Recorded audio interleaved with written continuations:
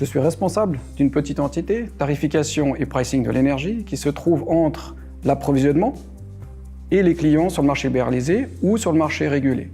Nous nous occupons de définir les tarifs pour ces deux marchés-là, ainsi que donner les prévisions de consommation, autant pour l'approvisionnement que pouvoir contrôler ou définir les revenus sur la partie énergie. Et la partie énergie représente seulement un tiers d'une facture. Il faut bien voir que l'autre partie de la facture est représentée par l'acheminement ainsi que les taxes. Donc nous nous occupons que de cette partie-là pour la facture finale de l'électricité. Alors tout d'abord, j'aimerais juste définir un peu l'offre. Dans l'énergie, on parle toujours d'une facture d'électricité. Elle se compose en trois parties, dont deux principales. Il y a l'acheminement, et puis la partie énergie, et après nous avons les taxes. Donc nous ne sommes que sur la partie énergie. Cette partie-là peut représenter généralement un tiers de la facture totale. Donc ça donne déjà un peu une image de l'importance de la partie énergie sur une facture. Ensuite, sur cette partie-là, ce qui va dépendre d'un pricing pour l'énergie va dépendre de la consommation, de la façon dont on consomme. Est-ce qu'on consomme beaucoup la journée, beaucoup la nuit? Donc on aura besoin d'une courbe de charge. Une courbe de charge est en fait la consommation que l'on a à l'heure. En fait, si je fais un petit dessin, on va dire qu'on a ici une puissance, on est lundi, mardi, mercredi, on a la semaine, puis après généralement on a le week-end. Donc ce que nous on va essayer de savoir et ce qu'on aura besoin d'avoir en fait, c'est la consommation, votre profil de consommation. Avec ce profil, on va déterminer le tarif le plus optimum. Ceci afin de pouvoir un approvisionnement qui est le plus optimum et afin de pouvoir faire baisser votre facture d'énergie.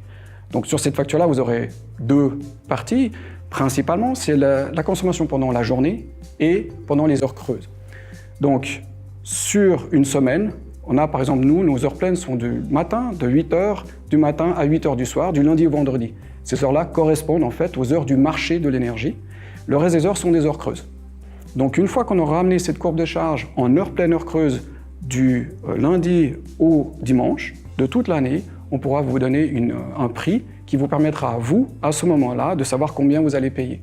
Et on vous donne également un prix indicatif qui est le prix moyen, pour autant vous consommiez de la même manière, ce qui est pratiquement impossible à faire, mais ça vous donne une ordre d'idée de ce que vous coûtera le centime par kilowattheure de l'énergie. Tout en sachant qu'après, vous devriez avoir également la partie timbre et taxes, pour savoir ce que vous allez payer à la fin, au total, sur votre facture d'énergie. Comme on l'a mentionné, le prix est a priori basé sur des heures pleines et des heures creuses. Vous pouvez également avoir un prix unique. Donc c'est un prix qui est peu importe le moment où vous consommez. Le désavantage d'un prix comme ça, c'est que si vous faites des efforts sur la consommation, par exemple, donc on a une composante heure pleine pendant la journée, heure creuse la nuit et les week-ends, si vous faites un effort de déplacement de consommation, vous voyez un pic ici dans la journée, si on déplace la nuit, on payera moins cher. C'est quelque chose qui est un peu plus difficile pour une entreprise, puisque généralement ce sont des heures œuvrées. Si par contre vous pouvez commencer plus tôt le matin, ou plus tard la nuit, ou travailler pendant le week-end, à ce moment-là, vous pouvez réduire votre facture d'énergie, ça c'est la première. La meilleure façon, évidemment, est le kilowattheure que l'on ne consomme pas. Donc, ce profil de charge non seulement sert à déterminer le prix que vous allez payer, mais également de voir comment vous consommez. Et à ce moment-là, ça peut vous donner aussi des pistes d'amélioration, d'économie d'énergie.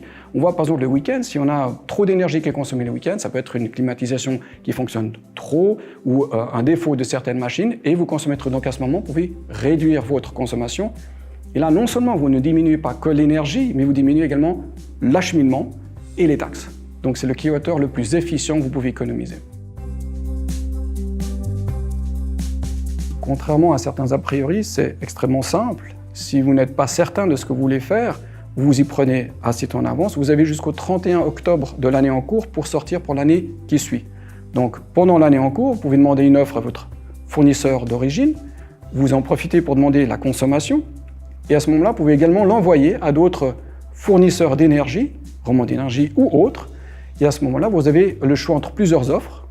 Et si vous n'êtes pas satisfait ou vous pensez que le tarif régulé risque d'être mieux puisqu'il est affiché au mois d'août de chaque année, vous pouvez également encore rester sur le tarif régulé. Si vous voulez sortir, vous annoncez ceci à votre fournisseur d'origine jusqu'au 31 octobre. Et à ce moment-là, si vous n'avez pas encore de contrat, vous avez encore jusqu'à la fin de l'année, jusqu'à mi-décembre à peu près, pour trouver un autre fournisseur qui vous donnera le contrat pour l'année d'après. Donc c'est relativement simple, il suffit d'écrire votre fournisseur d'origine, il y a des formulaires qui sont déjà prédéterminés, et une fois que vous avez fait ça, avoir un contrat pour la fourniture des années suivantes, 1 année, 2 ans, 3 ans ou 4 ans, et à ce moment-là, vous êtes parti sur le marché. tout en sachant que vous ne pouvez pas revenir après sur le marché régulé, puisque c'est un marché qui est uniquement pour les clients qui ne peuvent pas aller sur le marché libéralisé, et ceux qui peuvent, une fois qu'ils sortent de ce marché, ils restent sur le marché libéralisé.